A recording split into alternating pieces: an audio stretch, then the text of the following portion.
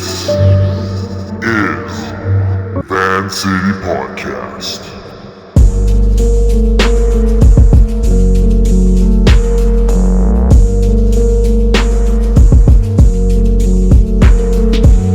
You are now listening live to Chevy's There on VanCity Podcast. Yeah, it was unfortunate, bro. It was unfortunate. I knew Ben Askren going into it.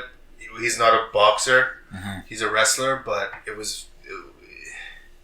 definitely didn't look good for the sport. For MMA, For right? MMA. I know he's retired and shit, but like Doesn't matter. that was pretty bad. Signed the dotted line.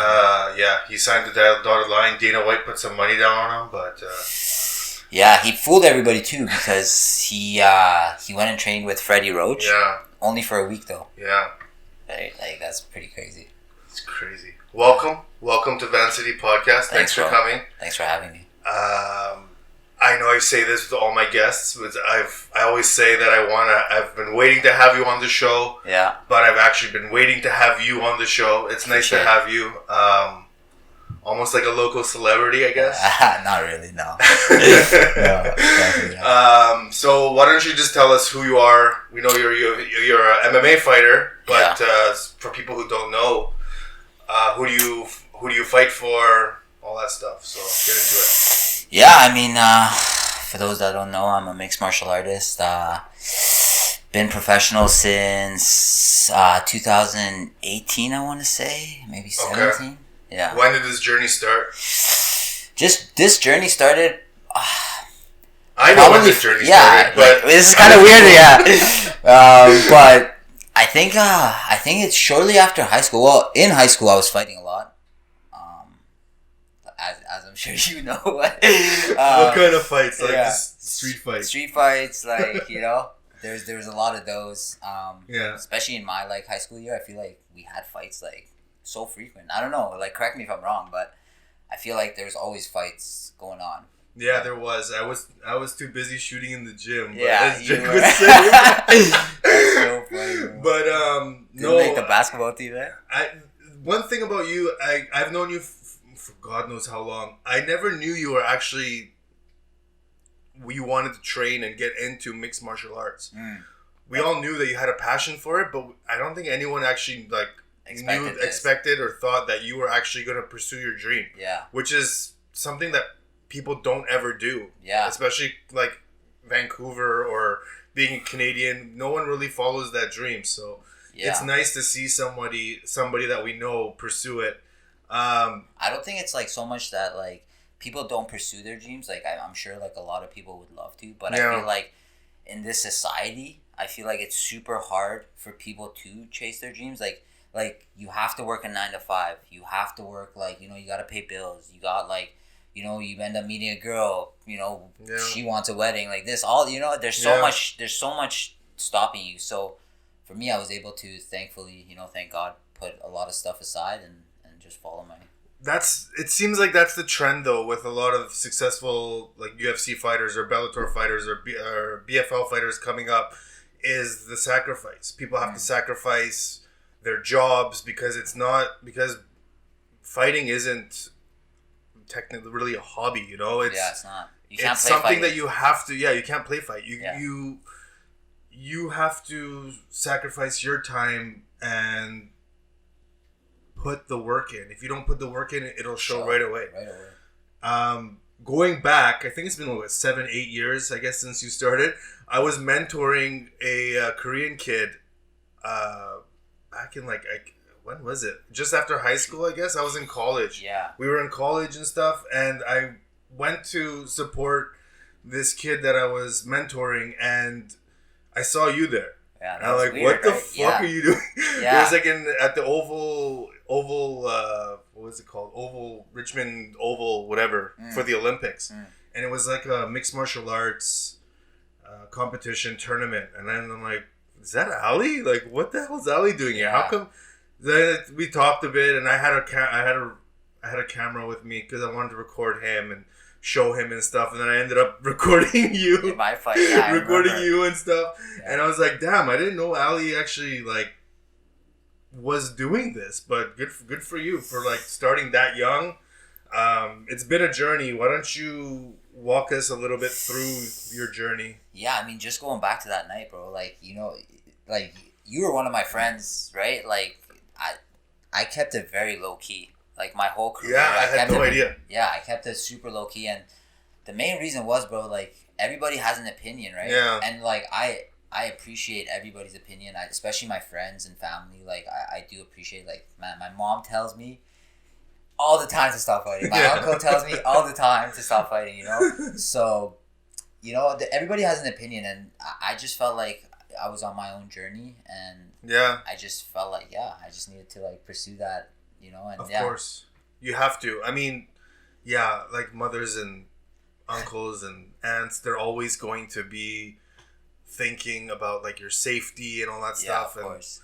I don't blame them for thinking that, but like I mean, your record's pretty good. Like you had a pretty good pro amateur record. Yeah. And then now going into your pro career, you've been successful. You've been on like the better end of things. Yeah. If it was the other way around, do you think you would still be pursuing this and I don't think your so. goal? No, I don't think so. I feel like you know, I give it my all in my training and stuff like that, in my preparation.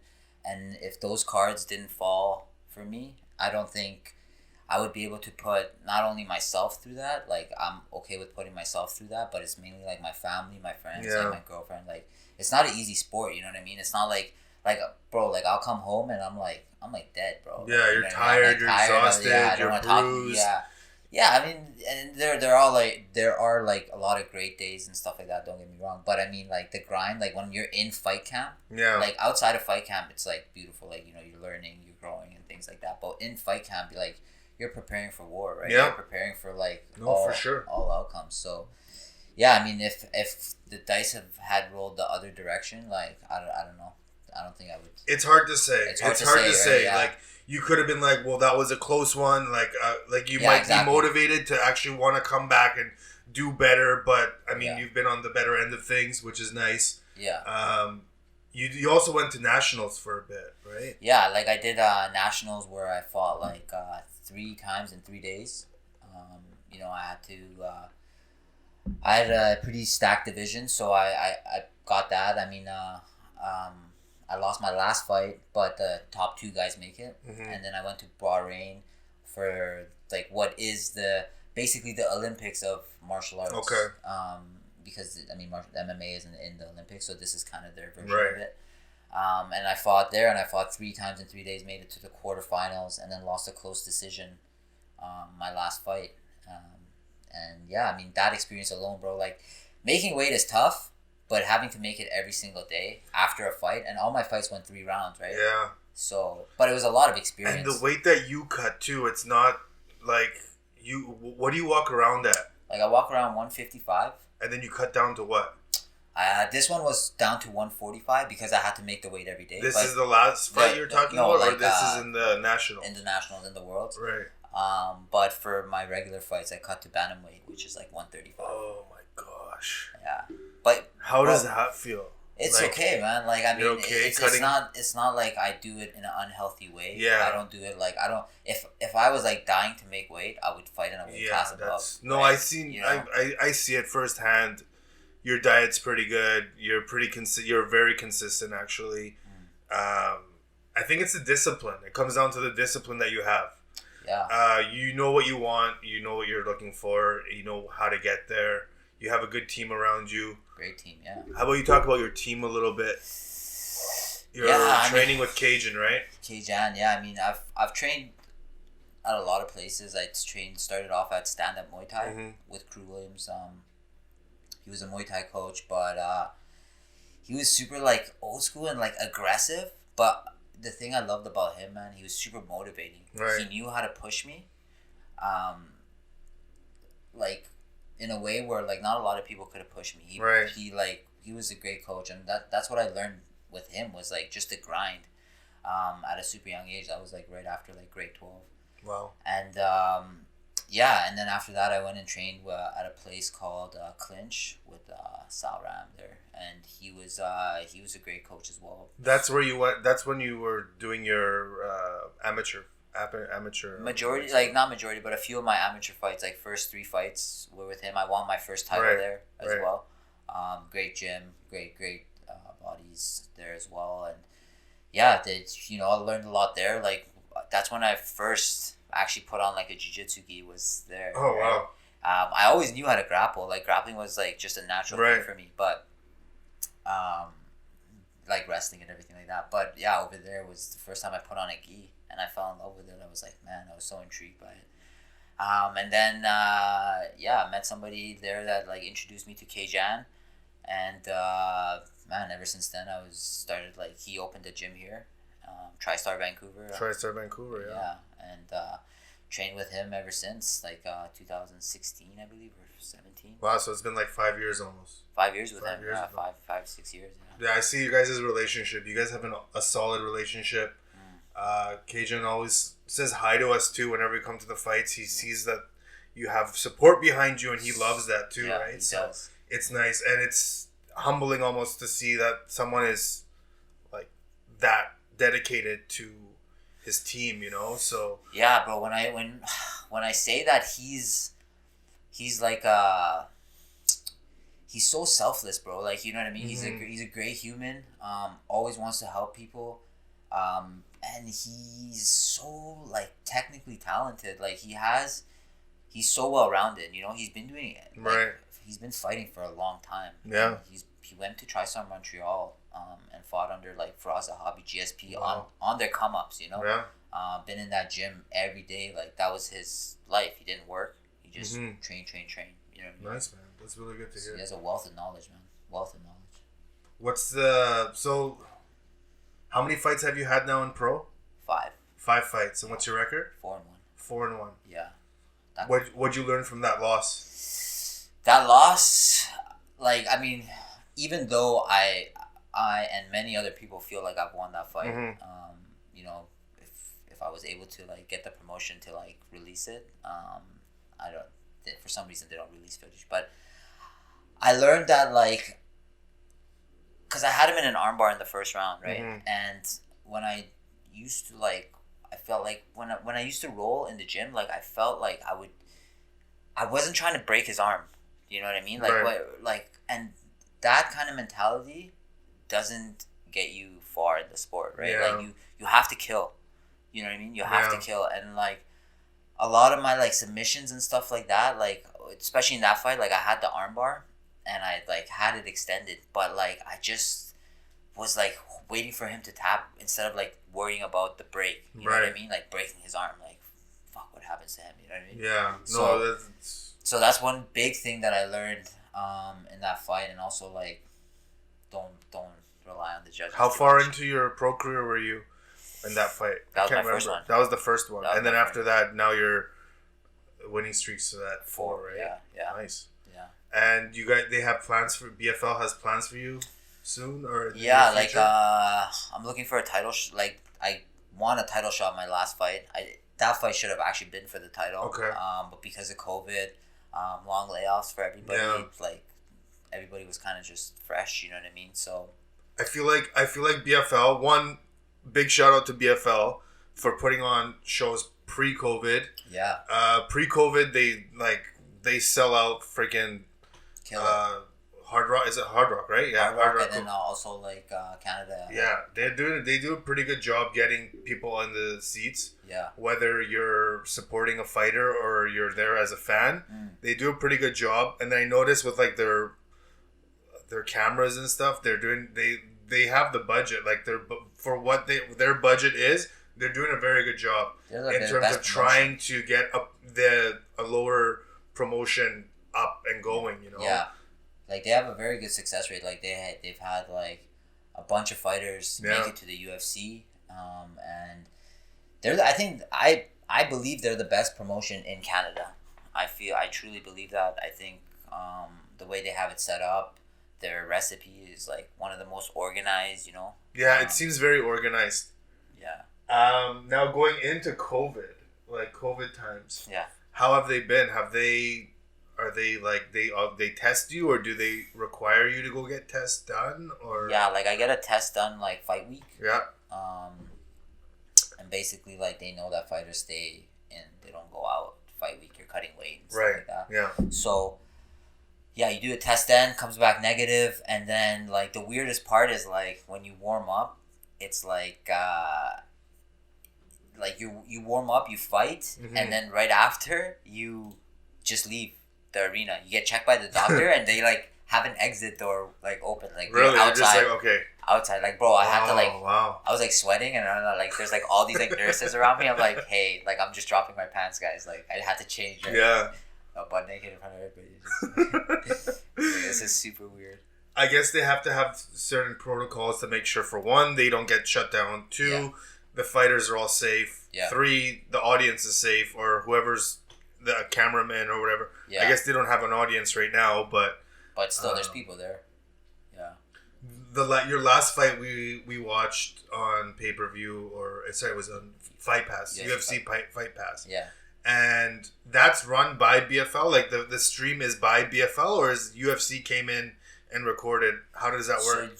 So BFL, from my understanding, and I could be wrong, it's just my understanding of it, but it's like BFL is on UFC Fight Pass, and UFC Fight Pass has their own streamers, right? Okay. Like, so they have like I don't know, some like 20,000 viewers that have Fight Pass, right? And they have access to like BFL. There's like other like organizations like LFA. Okay. There's like grappling tournaments, EBI tournaments, that go on there. So it's like a platform where you can watch a bunch of other organizations. Okay.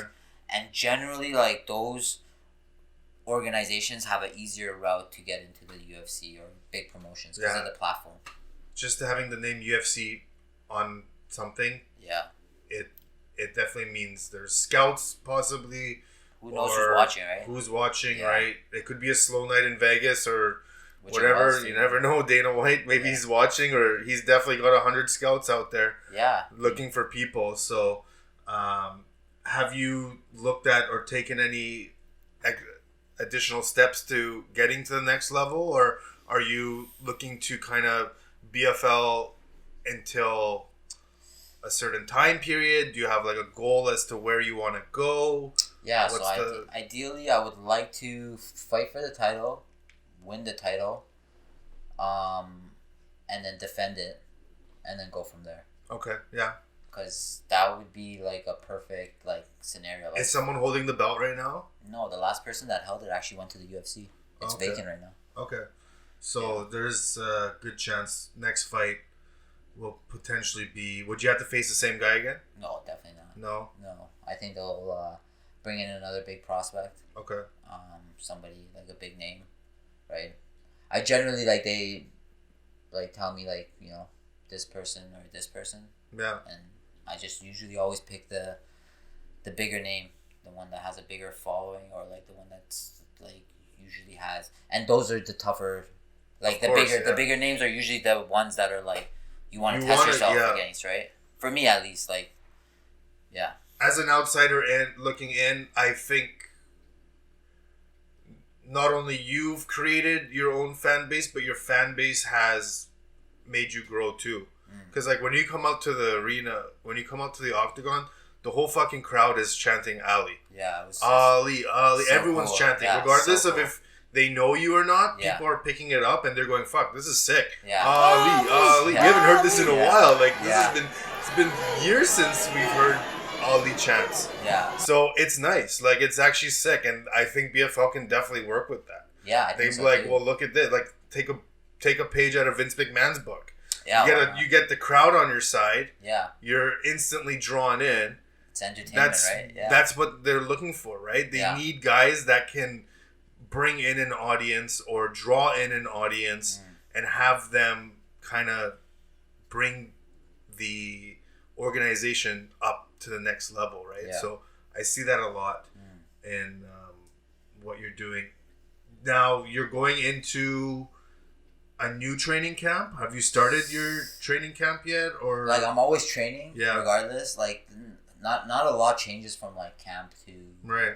Aside from like stricter diet, like maybe more runs, things like that. Just little things. Like I mean, no, I still run a lot, but yeah, I think the main thing that changes is like just the mindset, maybe. Nice. You know, so. That's awesome. Yeah. Let's take a quick break, and then we'll jump right back into it. This is VanCity Podcast with my guest, Ali Wasuk. Yes, sir. I actually wanted to ask you what made you start this podcast? Honestly, man, I'm bored. Actually? I'm bored. Yeah. I go to work 7 to 3 every day, and I come home and I don't do anything. Yeah. And knowing my past, I love editing videos.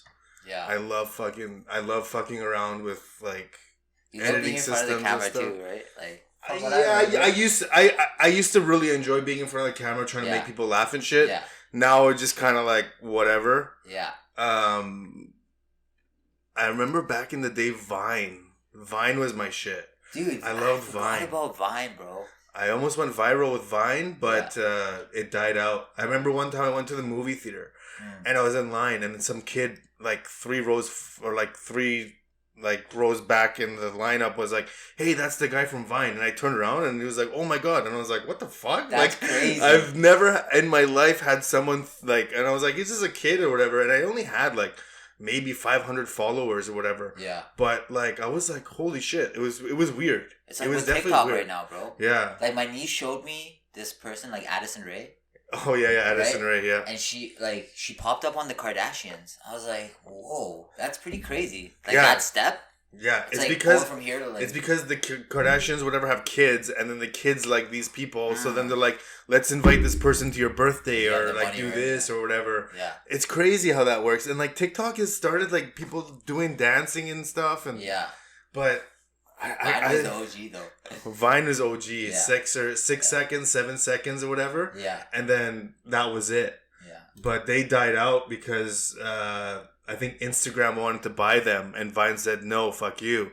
So Instagram was like, okay, fine, we'll just start putting out video. We'll make it so you can put videos on our platform. Yeah. Back then there was no videos on Instagram. That's so true. It was only pictures with like shitty filters. Yeah. It was like these like nasty ass old. If you look back at all your old photos on Instagram, there was like the weirdest filters and weirdest. And then they like screw you, Vine. And then Vine went out. Vine died. And then that was it. Everyone had to switch over to Instagram video, make videos, and now TikTok is taking over the world. I feel like Snapchat is dying down a little bit. Yeah. Not as many people viewing and stuff on Snapchat, but TikTok. I didn't expect Instagram to be this big though. Like you said, when you first started, I was like, this is weird, but then it like just blew up. It blew up, man. Yeah. It blew up. Like it's gone past Twitter. Like Twitter is obviously like one of the OGs that's still around. Yeah. But even Twitter's kind of slowing down. They just put out a like bullying censorship. Oh, the censorship. Yeah. So like you can't shit on can't shit on people anymore. Like that was like the whole thing with Twitter was like someone posts something and you could say something shitty or like whatever, but now you can like monetize your Twitter tweets or your Twitter account to make sure that like there's no negativity. I understand like people don't like being shat on. Yeah. I made a TikTok once of it was like pick your starting 5 like NBA players? NBA players, but like it comes out like randomly. And I said like shooting forward instead of small forward. And I was just getting like shat on it. Comments like I'm like I've never had more than like 5 comments before on a TikTok video. Now I have like 40 comments and everyone's like, it's not small forward, it's shooting it's not shooting forward, it's small forward. I'm like, oh, like fuck off. Yeah. I'm like, and then the guy's like saying shit, so I'm like, your mom, and he's like, oh, we're doing mom jokes now, and I was like, oh. That's so funny. Just like shooting back at these guys. I'm like, I don't know who the fuck this kid is. Some kid from Alabama. You can't slip on social media, bro.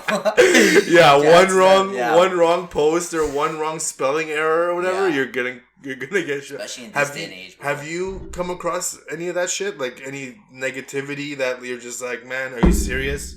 Yeah, bro. Like a lot of people tend to have opinions, but this one funny one was like like some guy just commented on my recent picture and was like take off my flag. You don't deserve to rep my flag. And I'm like, I was like sitting there and I was talking to my girl. Like I was like, man, like why? How could someone just be such a hater? You know what I mean? Like, yeah, it's just people sitting at a computer. They got nothing to do, and they're just trying to ruin somebody's day. Yeah. That at the end of the day, that's all it is. They're not doing anything, and it's not his flag. You know? Not, yeah, exactly. But the funny thing is, like, he thinks that, like, at least for me, like, him saying that, like, if someone that was close to me said that, I'd be like, okay, like, this is, like, hurting me, like, you know, emotionally maybe. But when some random says that, I just laugh. I'm like, dude, like, I don't even know you. It's a form of entertainment. Yeah. It's good that you can take it, you can read it and be like, fuck, whatever. Yeah. I totally understand if it was, like, a friend or whatever saying that type of shit. You'd be like, yo, what the hell? Like, why would you say that? Yeah. But... no, that's funny. Yeah, you're always gonna have more haters than supporters, no matter what you do in life. There's always somebody that's gonna tell you that you shouldn't be doing, or you shouldn't do this, or you should say that, or you shouldn't come out to the ring with my flag. Like, who said it was your flag? Like, that makes no sense. But it's funny though. Yeah, that is the shitty part about social media, but at the same time, it's a huge platform. It's so and it huge, can get you 10 times as far as it would 10 years ago. Yeah, you use it really well. Yeah, definitely, bro. Like I found some of the best like hikes or like destination things. Yeah, like Italy. Like when I went to Italy, like I was like just looking through social media, like and like finding like spots or like destinations, like hidden gems, you know. Yeah, so easy. You just hashtag like Italy and like click on it and just all this shit pops up, everything comes up. It's almost like building your own itinerary. Yeah. Where do you want to travel next once all this shit calms down? I think Turkey. Maybe? Turkey seems nice. Like, have you seen that one where like all the balloons are like not? It's the hot air balloons. Hot air balloons. Yeah, I can't remember the city, but I remember watching a live set. I think it's called Circle. One of my buddies showed me. And there's like 30 hot air balloons in the air. Really? And this guy's DJing like that's live. Crazy. In fucking air. It was pretty cool. Yeah. But that's something sick for a bucket list. Yeah. What about you? Me, man. I mentioned on one of the podcasts, I think it was with Jordan, I wanted to do like a Mexico trip just because it's super easy. You don't have to worry about like itinerary. You just like sit down, relax. Bro, but I'm telling you, you know what would be way sicker than Mexico? It would be like, if you're gonna get people to commit anyway, like just go somewhere sick. Like somewhere like, I don't know, man. Like I've gone to Thailand, I've gone to Costa Rica, I've gone to some good places. I'm just thinking like something very simple. Yeah. Like something that everything is given to me and in front of me. I don't have to make an itinerary or I don't have to book a flight for this. Yeah. Just something nice and easy. And then like obviously like do like other places that you do need to put a little bit more emphasis into it would be obviously ideal. But I think for the time being, we're basically going to if we do go on vacation, you got to go to one spot. Yeah. And you can't really go around very much until like, who knows when all this shit gets cleared up. But like, you know that when you're in a Mexican resort, you're in the resort with the same people for like 7 days. I don't know, man. It's hard to say. But with the way everything's going, like, you think it's going to be anytime soon? No. Absolutely not. No. Like, you think, like, what, 2 years? I think 2 years. At least 2 years. Before you can travel? No. I think, this is my opinion, I think now that they've come out with, they're saying, like, for example, Ticketmaster or, like, Lufthansa, they're saying that you're not able to come to our event or get onto our airline without a vaccination. Right? Right. It's not necessarily like the government of Canada saying, hey, you're not going to be able to get onto an airplane without getting a vaccination. It's those guys It's like guys like Ticketmaster saying, if you want to come to our events, you need to have a vaccination. Yeah. The only way to get that approval is to have it officially like stamped on your passport. in a passport or on your driver's license. Yeah. Right? Because I bet you $100 in a year you're going to be hearing about fake vaccination cards.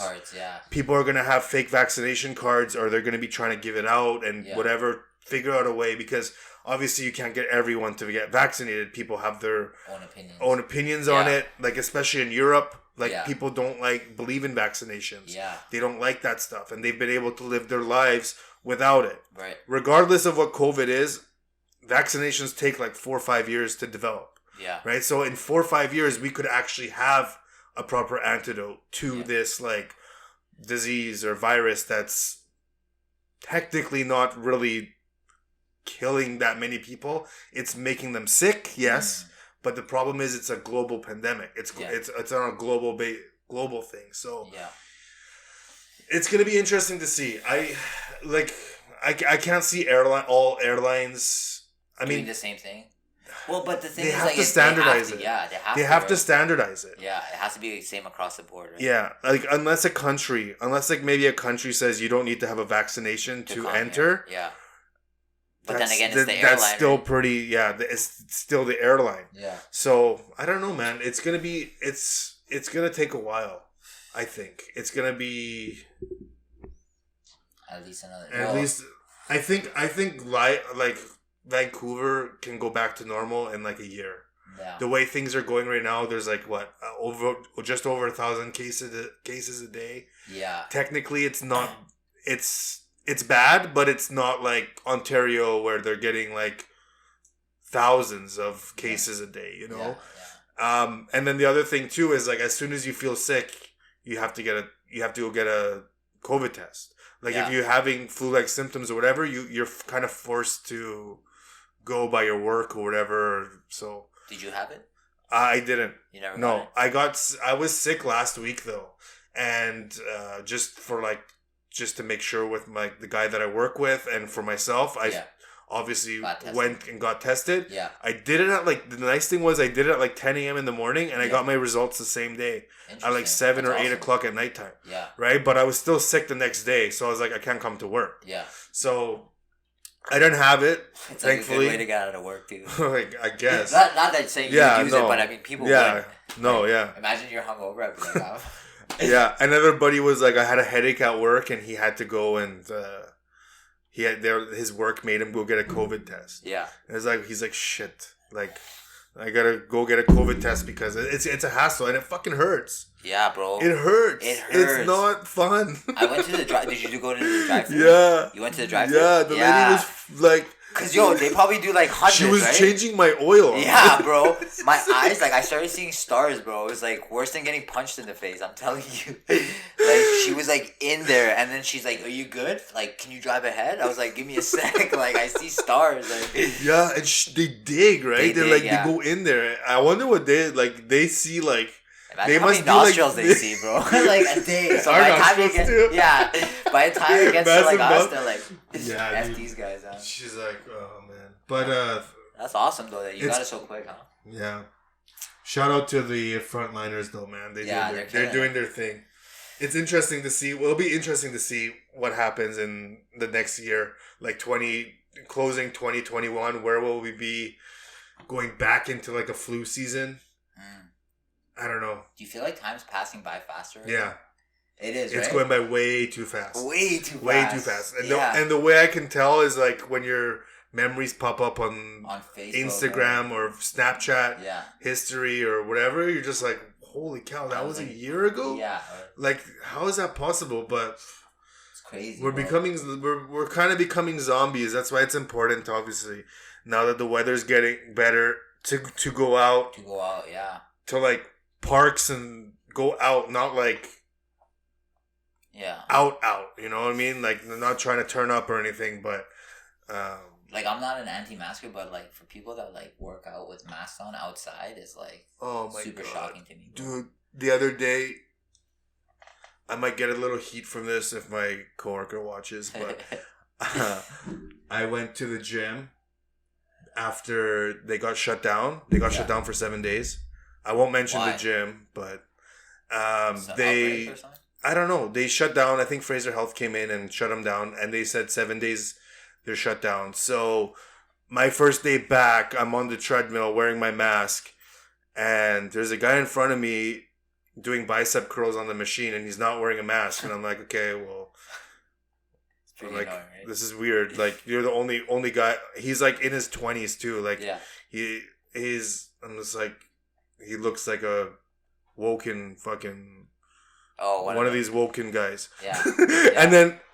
And then I'm like, hey, can you put your mask on? And right away he's like, don't tell me what to fucking do. I was like, excuse me? Way. I was like, excuse me? He's like, yeah, you can't. He's like, shut the fuck up. Don't tell me what to do.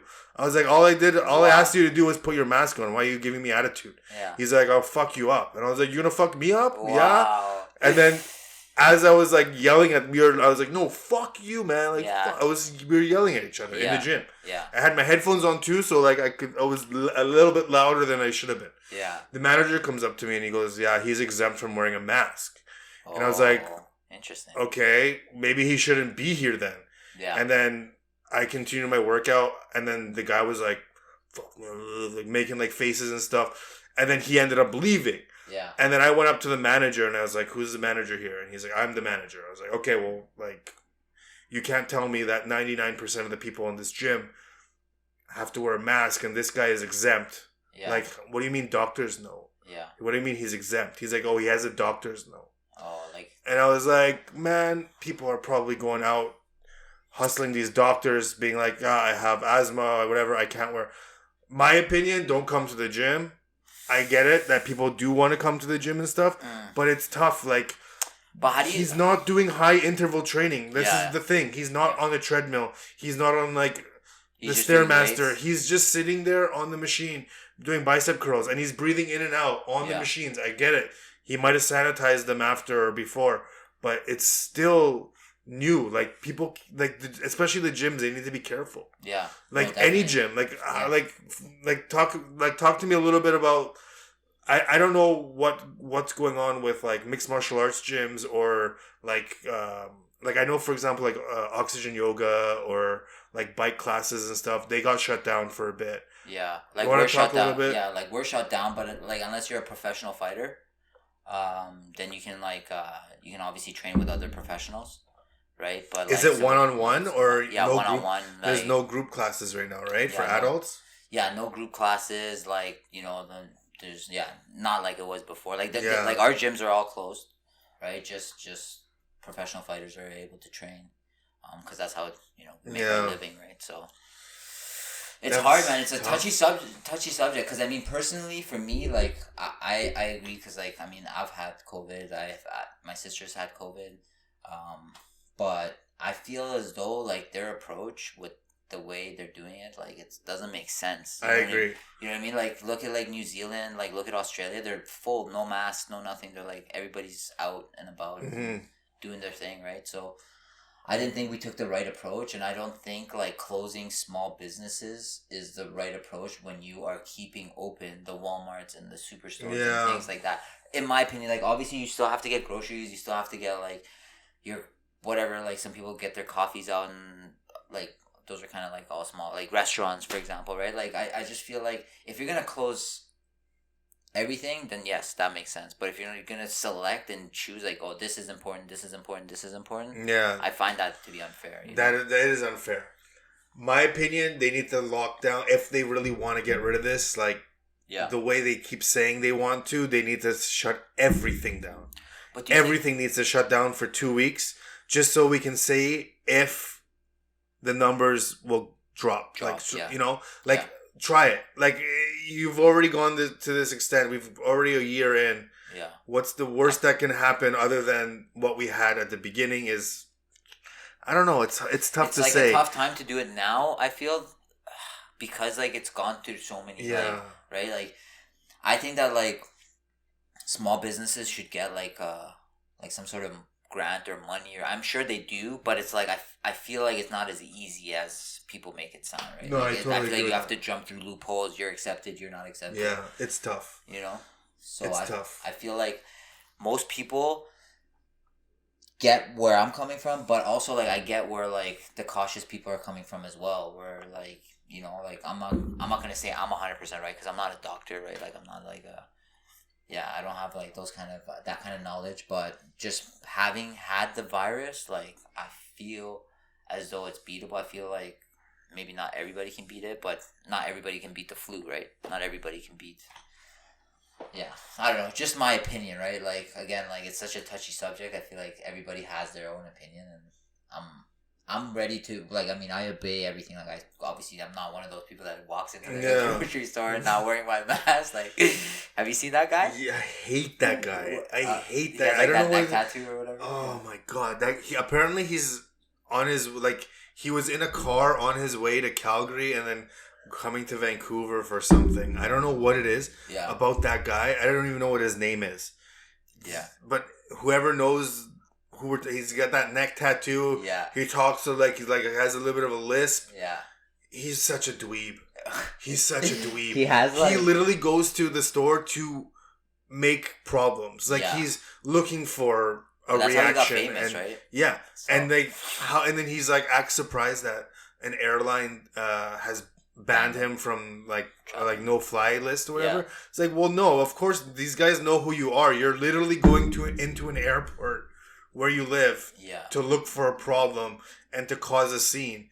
Like they can do any of that stuff pre-COVID or anything. Like if you go into an airport and start causing ruckus, they're gonna like instantly be like, okay, well, we don't want this guy on an airline. Yeah, that guy's just a bozo. I feel like there's an approach. Like I see his point of view in the sense that like they are trying to like take people's rights maybe away. Yeah, you know what I mean? Like they're trying to like they're basic not trying to take people's rights away, but kind of like telling you like you can't, like certain places have curfews, like you can't go, like what, COVID like goes to sleep at 8:00, like how does that make sense? Like they want you in your house. They want you in your house by like 8:00. Yeah, because they know that like after 8:00, that's when people start going out drinking and partying and doing all this shit and mingling and whatever. People are going to start drinking at 12. I can guarantee you that. But I don't know about other places in the world, but I think we're not as strict as a lot of places are. No. We're definitely not. We're not. And that might be the problem because they can't, like you look at a state like Texas where they're just like, no masks, whatever, live your life, do your thing. Restaurants are open and their numbers are wherever, right? Like they still have a big amount of cases per day, but people's mental health and all that stuff is like intact. Yeah. Whereas when you look at a place like Ontario, where it's like they're doing like a complete shutdown or lockdown, like Quebec or Montreal did. We're in the middle where we don't really know what the fuck we're doing. Like we don't know if we want to shut everything down 100%. It's like 20%, you know, like 30% is like shutdown kind of thing. And it's partially because obviously people here don't want to see that. I also think Bonnie Henry's a little scared to like fully do it because like the repercussions of what might happen. I don't know, but hopefully sooner than later everything can sort of go back to normal. But yeah, I don't know, man. Like I feel that COVID is gonna be finished soon, but I feel like it's gonna all make sense as to like it's just like kind of like in like life, like certain things happen and you kind of understand it later on, you know what I mean? So we'll know more later, for sure. Like for now we just kind of have to go with the flow. I wouldn't necessarily say like we're like sheep or anything for like obeying rules or regulations, but at some point majority is going to start breaking, be like, hey, we've done this we've sacrificed 2 or 3 or maybe 4 years of our life. And it's still the same shit. Maybe we need to just like get over this. I don't know. It's like sad to see because like other places are already over it, you know? Yeah. And we're like still like. But they locked down. They shut down right away. Yeah. Australia, New Zealand, those places put everyone in lockdown at the very beginning. Now look at them, and plus their weather is good too. They get good weather, so. Dude, in the beginning, I was so like scared of COVID, like when it first happened. I know, me too. I was petrified. I remember we had a conversation on the phone. We're like, remember I was in Montreal, bro. I was training for a fight.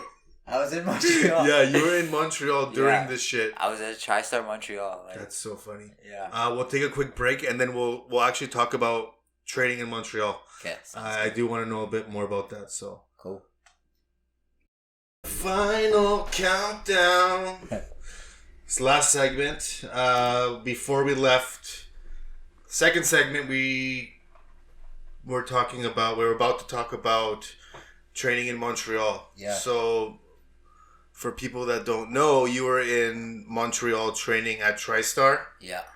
And there was a couple Yeah. people there that you got to. Well, just the gym itself, it's like a lot of people from around the world like fly in, stay there, train with Faraz. Right. That's where K-Jan trained for 10 years. Right.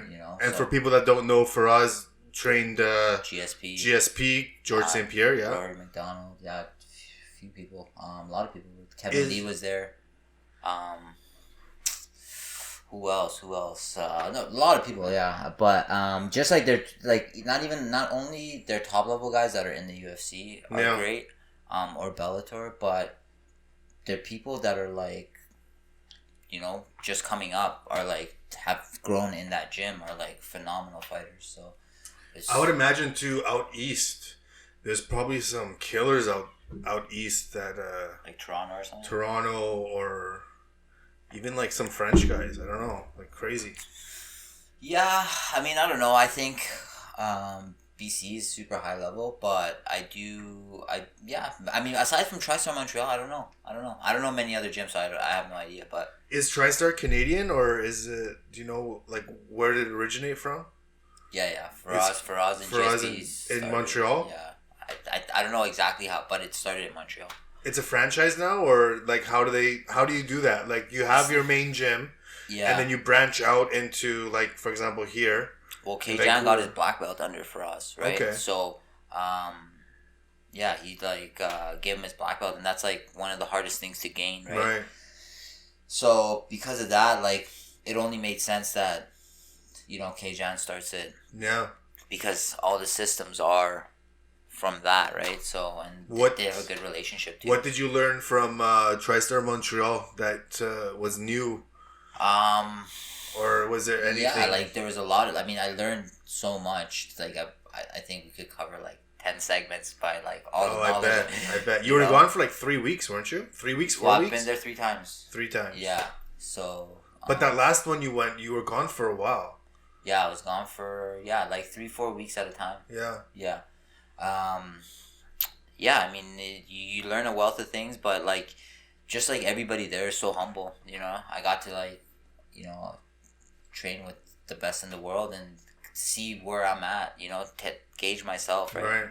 So it was really cool experience. I would definitely, I was planning on going again for this next fight, but they're going through like some crazy stuff with COVID. Like they're actually getting like cops called on them. Like Faraz posted something on YouTube for anybody watching and wants to go watch it and support him. But he posted like 6 cop cars surrounded the gym, like treating him like he's like, I've trained police officers to like defend themselves and save their lives, and like they're coming in here and like treating this place like it's like a drug bust. You know what I mean? And he has every right because he helps so many people. Like I go there, he doesn't charge me anything. He doesn't charge me anything just because, like, I'm K-Jan's student. And then after that, I built a relationship with him myself, right? So, yeah, he doesn't charge me a dime. He never charged me a dime from the beginning. That's awesome. You know what I mean? So, yeah, he's a super, super cool guy. And I got to meet some really cool people, like, Rory McDonald, super awesome guy. Like, Jeff Chaney was one of my training partners out there. He's MMA shredded. He's got some really cool content for anybody that, like, wants to learn martial arts. Like he puts up like tip videos. Really? Yeah, and they're super like, he breaks it down really well, so like you're able to like do it on a bag or like do it like in a COVID kind of scenario by yourself, right? And I feel like that's where like a lot of things are going, is like online, you know what I mean? So super cool. Yeah, I mean, these guys are all in Montreal? Like they're based? No, like Jeff Chan's like from Ottawa, I believe, and he flies out there. I feel like all around the world, like I met this pro guy that's from Germany, right? Like out there, and like he fights for like I think like Brave or KSW or some other organization aside from like the ones that are probably mainstream out here. Yeah. But he's a killer, bro. Like, you know what I mean? Like, and he comes down and you like, just because you don't think it's like GSP or like you know, like a big name that like everybody sees. But man, that gym is filled with killers that like you just don't know. Like they haven't come up yet. You know what I mean? So yeah, it was really cool. I got to go into their pro practices right away. It was like, because I went there originally before I turned pro, I think, or at least like in that time period. Yeah, in that time period of turning pro. So, and then went there again after the first time I got hooked. I was like, I was like I said, I was planning on going again, and I as soon as everything opens up, that's like probably one of my first places that I might go to, just to do a camp. It's unfortunate because usually I'd like go with my girlfriend, but she's like starting her career, so go by myself. It's a little bit tougher when you're by yourself. I'll come with you. You come, yeah. You should come out. Come and do some training. I'll hold pads. Yeah, yeah. You could be like my who's it? Paul Heyman. Every time, you know? Yeah, I'll be Paul Heyman. You're Brock Lesnar. Yeah. I'll be your promo guy. It's what it needs now, bro. Like I feel like Brock Lesnar, man. Like without Paul Heyman, he would have been like nothing, bro. Like yeah, I mean, you know what I mean? Well, like, he doesn't like talking. Yeah, exactly. And WWE is all about being on the mic and having a character, not only a beast in the wrestling ring, but yeah, you need to have somebody there. Yeah. And yeah, that's funny. But like I think that like, cause like look, Conor McGregor like built something, right? And now everybody wants to be Conor McGregor. Like not everybody, but a lot of people try to imitate him. And it's like some people do really well, and some people it's like so cringy. I feel like it started with Chael Sonnen. Yeah. Chael Sonnen was like came out and was just like, Anderson Silva, you absolutely suck. Yeah. And people were like, what the hell? Okay, Anderson Silva never sucked.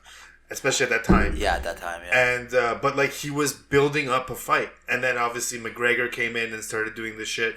Now we're seeing this type of shit with like guys like Jake Paul, like YouTubers and stuff. I get it. Like, it's definitely a page out of the wrestling WWE handbook, but it's you got to sell fights. You got to sell the pay-per-views. You got to get the buys. You got to do all that shit. If McGregor wasn't around doing that stuff, who knows? Yeah, no, who knows? Yeah, exactly. I feel like he created something for fighters to be able to make more money, and kudos to him. Like, you know, like his approach might not be one that I like would go towards. Yeah, like, talking shit. Like, I'll talk shit if someone talks shit to me. You know what I mean? Like, I'm not gonna like just sit there and take it. But for me and how like I was raised, it's like usually like if people talk shit, it's like on site. You know what I mean? Like, yeah, no, I get that. That makes sense. It's so weird when someone's talking shit to you and like you're gonna fight them in like 2 weeks. It's like, but yeah, it's all fun. Yeah, you have to make sure that your emotion doesn't take over. You got to fight on like strategy and whatever. It's like when someone starts shit talking you and you start shit talking them back. That's when they're getting in your head, right? Yeah. It's either you make the first move and wait for that guy to be puppy dog and kind of just like I'm like whatever, or you're gonna bust. Like it could totally not work out for you. Totally. I think that's what we saw in the Ben Askren and Jake Paul shit. Jake Paul was trying to get under Ben's skin, and Ben was like, I like that comment he made about my wife. I do think she's good looking and she's thick and all that stuff. But then, I mean, fuck, he got lost, bro. That totally slipped my mind, man. That was crazy. You're watching the Whitaker fight and the Jake Paul fight. Jake Paul knocked him out first. Was it first? I think it was first round, bro. Yeah, he predicted second round, but got him in the first. Yeah. And then the Whitaker fight went 5 rounds. He made $500K in like 1 minute. Who did? Ben Askren. And was Jake it for $500K? Yeah, Jake Paul made $690. Wow. Crazy. For 1 minute. Damn. That's crazy. $690 to a fighter, and then they got guys like Snoop Dogg and Ice Cube and stuff on the show. Those guys are getting paid probably more than the fighters or the boxers. Yeah. That's crazy.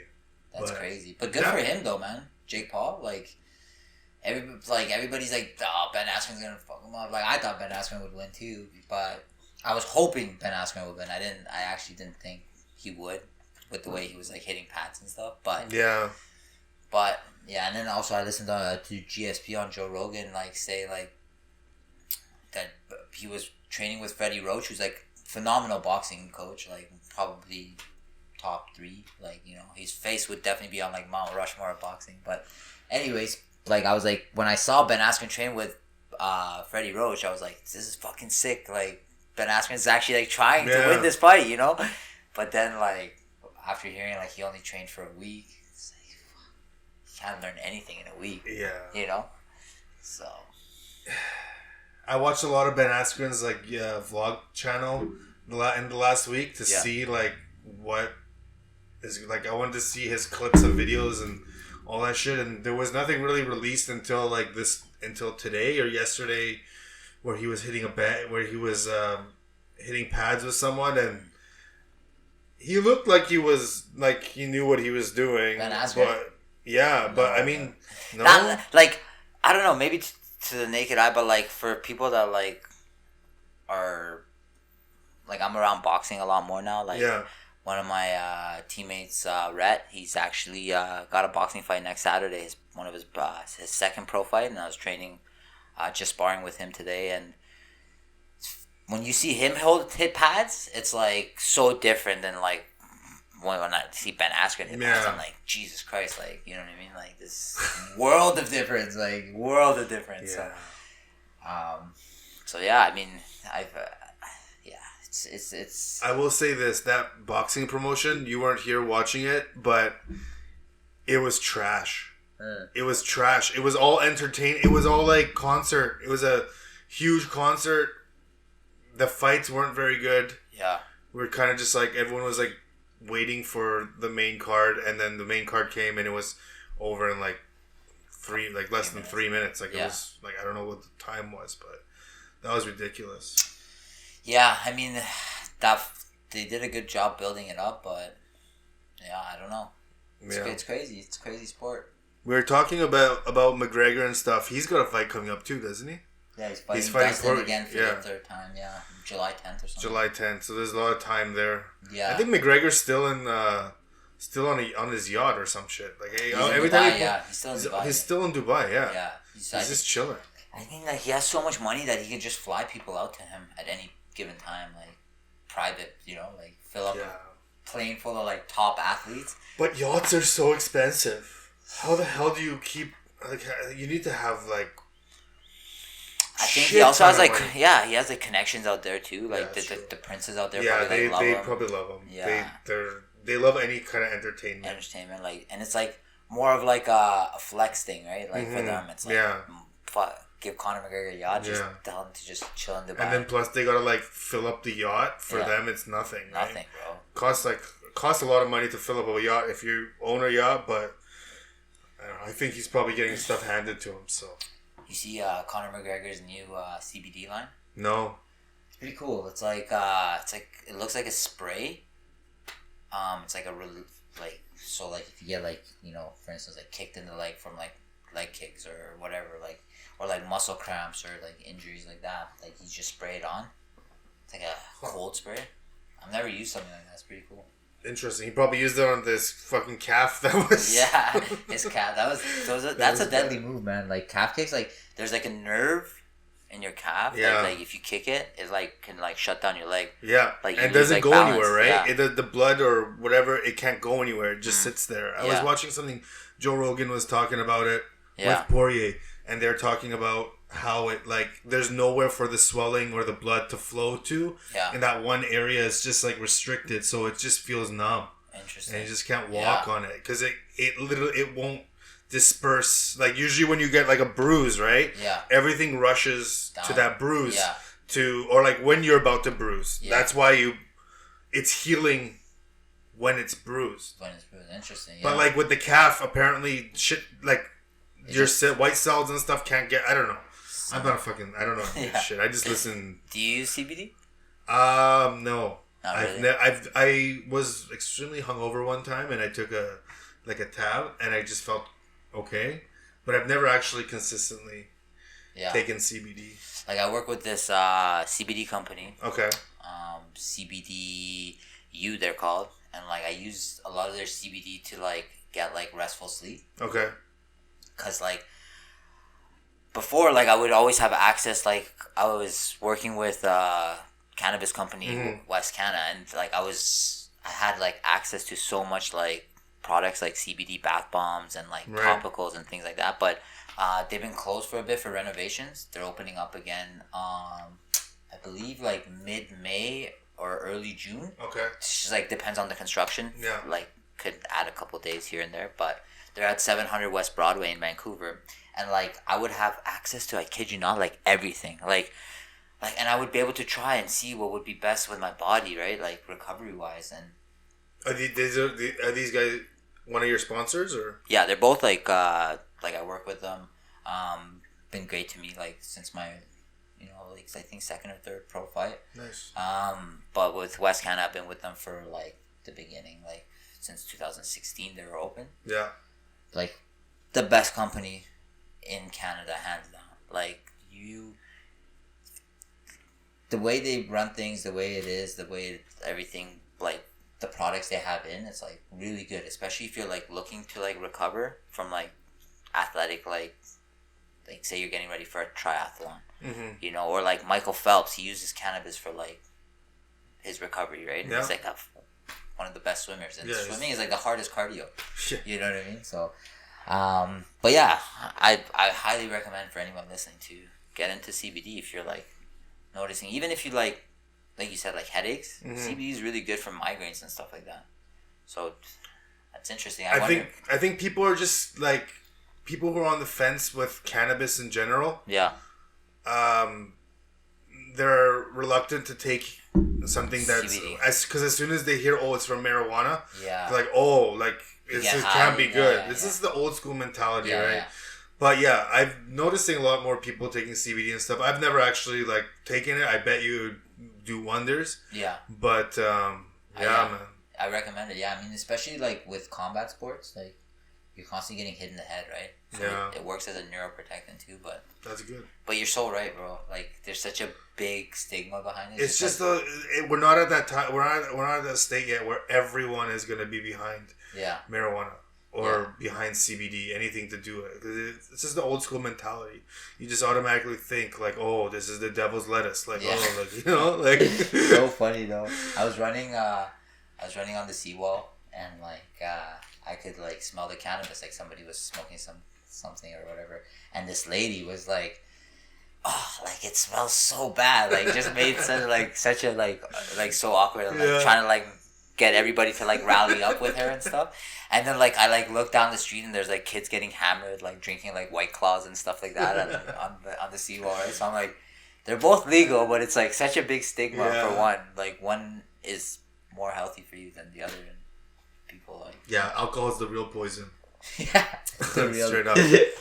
Do you have any other sponsors, or is it no, I just work with those people. Like I don't try to get like sponsors where like just to put things on my shorts. Like I try to work with people that I like would use myself, right? Like things that are, so that's why like anybody, like I used to work with like meal prep companies, right? But I haven't found a meal prep company that's like good. Have you ever worked with meal prep?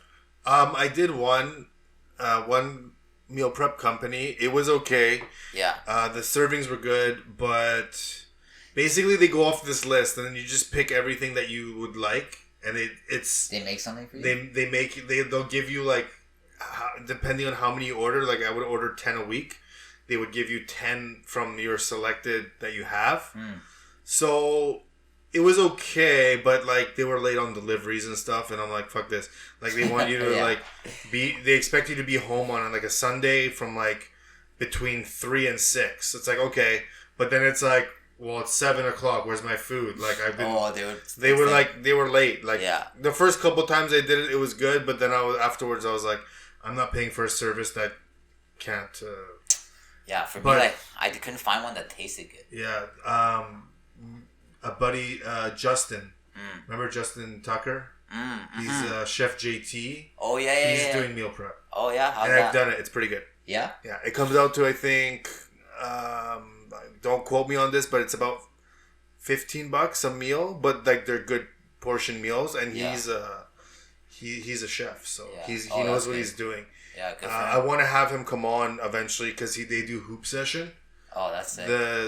It's him and 3 other guys that I played ball with in high school, and I just love it because like listening to people that it's just so much better because it's just like you can feel their like authenticity, and their like character coming out. Yeah. So I want to get him on. I want to get a couple other guys on, but I gotta obviously talk to them. Yeah. And see. So if you're listening, or watching, there's a slot open next week. And we got you the on here, Justin. Vancouver Grizzlies in the background. There you go. Oh, no, but yeah, for sure. Right? I definitely want to get them on. But yeah, let's wrap up. I will see you once your fight is over. Yeah. We will do another podcast together and talk about your fight with the belt, hopefully. Yeah, there you go. Definitely.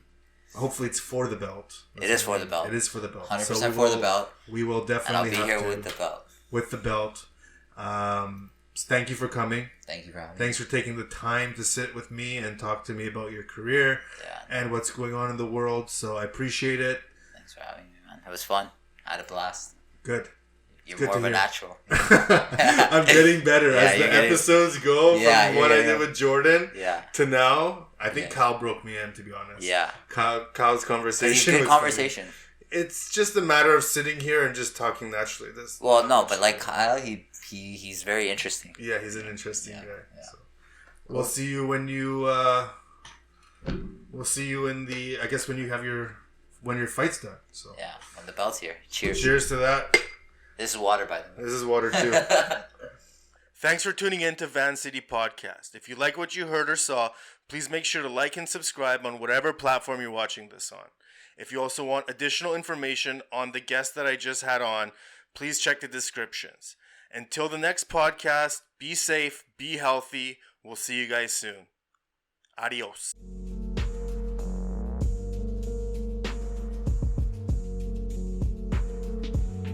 You are now listening live to Chevy's There on VanCity Podcast.